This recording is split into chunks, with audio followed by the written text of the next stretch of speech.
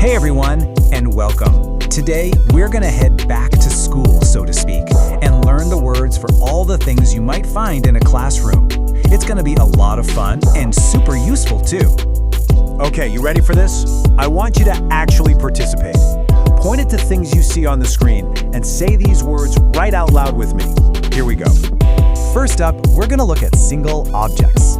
So, when you just see one of something, well, we're gonna learn exactly what to say. Okay, let's kick things off with this one. Listen real close. That is a chair. Let's try that again. That is a chair. Awesome. Now it's your turn. Go on, say it out loud. Sounding great. All right, next up, we've got this. That is a crayon. One more time now. That is a crayon.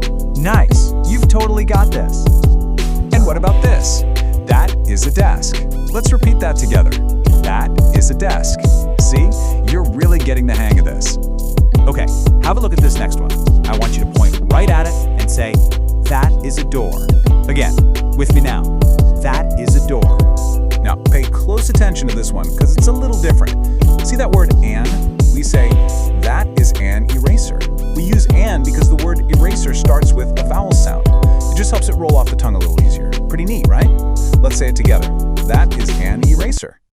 Ready for the next one? You know, the stuff we use for arts and crafts projects. Here it is. That is glue. One more time, say it nice and clear with me. That is glue. Let's keep this momentum going. This one is, that is a table. Come on, your turn to repeat it. That is a table. And what about this? Yep, we use it for writing. That is a pen. Say it with me now. That is a pen. Perfect. This is what we write on. Let's say it. That is paper. Again. That is paper. You're doing great. Keep it up. Okay, this is our last one for single objects, so make it a good one. Ready? That is a pencil. One final time for this part. That is a pencil. Fantastic work. So, what happens when we see more than one thing? Let's find out. All right, so you've pretty much mastered single items. That was awesome. But what if there's two, or three, or a whole bunch of something? Well, let's figure out what to say then. So check this out. This slide shows us a super important and really simple rule. For just one thing, we say that is. But for more than one, we switch it up to those are. It's such a small change, but it makes all the difference. Let's give it a try. Here's our first one.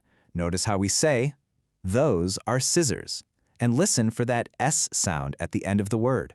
Can you say that with me? Those are scissors. And hey, look over here. We've got more than one, right? So we say, those are windows. Let's all say it together. Those are windows. Excellent work. And you know what? The cool thing is, this rule works for any group of objects.